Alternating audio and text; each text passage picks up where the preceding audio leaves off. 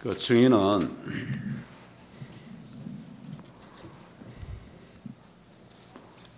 국정조사 특위에서 증인이 선관위 사무총장이 된 이후에 선거, 즉 22대 국회의원 선거에서 선관위가 어떤 잘못을 했는지 지금 나와 있나요? 이렇게 물으셨어요. 잘못한 것이 없다는 이런 말씀을 하신 거죠.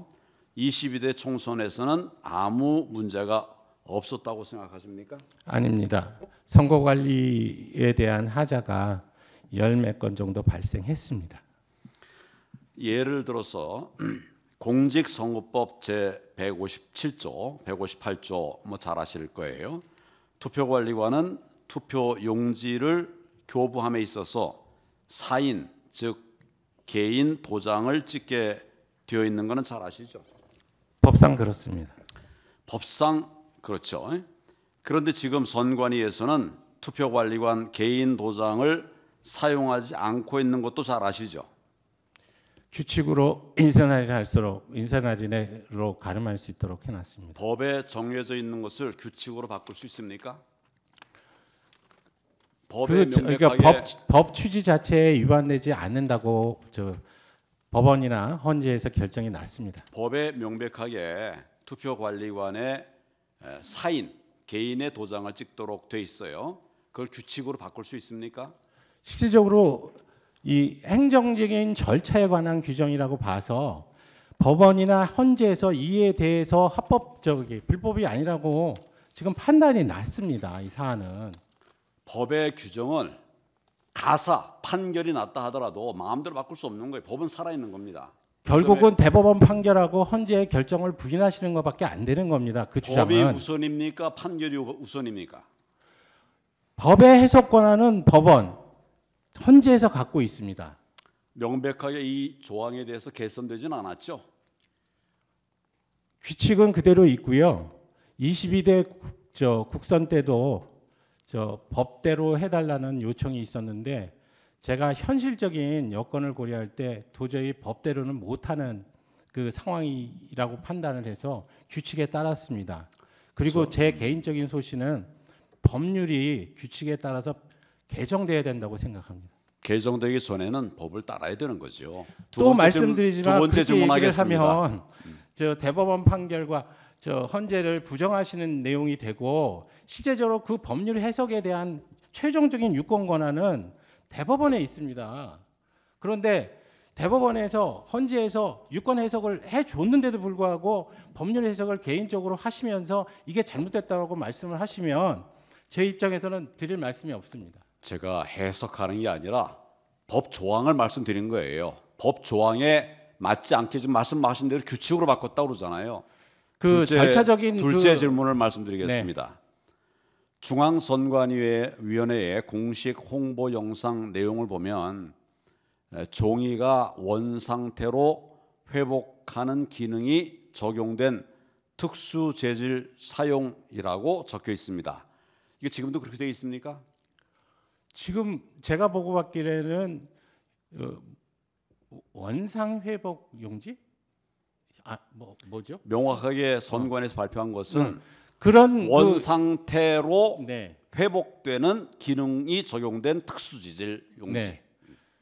그런 영상으로 해가지고 지금 그 국민들 사이에 불필요한 논란을 가져왔다고 해서 그 영상을 삭제한 것으로 알고 있습니다.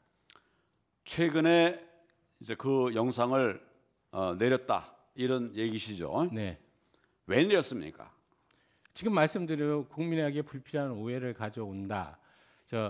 이게 무슨 형상기억 종이라는 말을 우리가 한 적이 없는데 그것을 형상기억종이라고 선관위가 했다. 세상에 그런 종이가 어디 있느냐라고 이제 말씀을 했었고 실제적으로 제가 보고서에 대해서 이 부분을 확인한 결과 우리나라의 제지 회사에서 두 군데서 저희에게 이 용지 공급을 하면서 강조했던 부분은 복원력이 우수하고 그런 내용들이 돼 있는데 그것을 지금 말씀하신 대로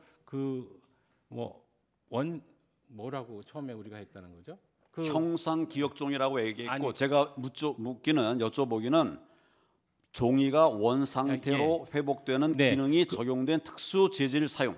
네, 이렇게 말했어요. 그렇게 그런 그 문구가 있는 유튜브를 만들었다고 해서 그렇죠. 예, 영상의 그게 우려적을. 그 불필요한 오해, 즉 복원력이 뭐 강하다 이런 정도의 문구였는데 이게 그 너무 이상하게 만들었다라고 해서 그 형상 기억종이가 어디 있느냐라는 그런 그 분란을 초래하게 돼서 삭제한 것으로 알고 있습니다. 이게 이제 원인이 된 것은 빳빳한 투표지, 한 번도 접지 않은 빳빳한 투표지들이 너무 많이 나오니까 이걸 지적하니까 형상 기억종이라는 얘기를 한 거예요.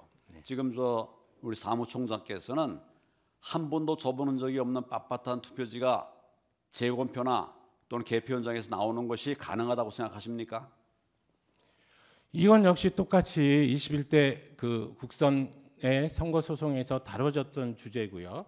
거기서 대법원이 그 검증한 결과 그것은 정상적인 투표지다라고 결론을 내린 것으로 알고 있습니다. 판결의 내용을 제가 묻는 게 아니라 우리 사무총장께서는 빳빳한 투표지, 다시 접은 것들이 회복되는 이런 투표지가 가능하다고 생각하시냐 이걸 여쭤보는 거예요. 그 부분은 제가 잘 모르겠습니다, 사실. 그래서 저는 이 부분을 실제적으로 보고 감정한 대법원의 판결 결과를 믿을 수밖에 없지 않느냐는 말씀을 드리는 겁니다. 저는 종이가 회복된다고 하는 이 이야기를 여쭤보는 거고 제가 확인한 바에 의하면 이건 불가능한 겁니다. 이 점에 대해서 사무총장이 이 부분을 명확하게 확인하고 대법원 판결에만 이렇게 미룰 것이 아니다 이런 점을 제가 말씀드립니다. 한 가지만 더 여쭤보겠습니다.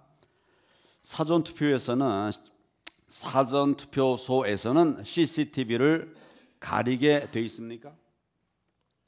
사전 그 부분의 지침이 사실은 이 가림막 이게 개표대를 설치하는 과정에서 장소적인 뭐 편이나 그러니까 장소적인 그 불편이나 이런 것 때문에 가림막을 설치 안 한 상황에서 기존에 있는 건물의 CCTV가 그 유권자들의 기표 행위 자체를 혹시 이제 녹화할 수 있는 그런 위험성이 있기 때문에 이 부분에 대한 조치로 알고 있습니다.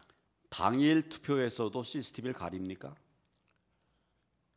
역시 그러니까 기표대에 대한 부분이니까 기표대를 촬영할 수 없도록 하는 방법의 일환으로 지금 그 지침이 마련된 것으로 알고 있습니다. 당일 투표에서도 CCTV를 네. 가리고 있냐 이걸 여쭤보는 거예요.